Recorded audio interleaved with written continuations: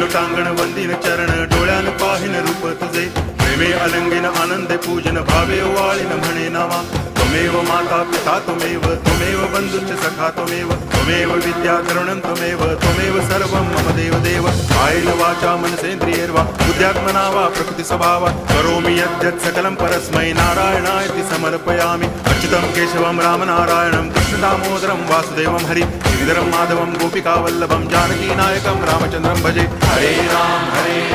Ram Ram Hare Hare Hare Krishna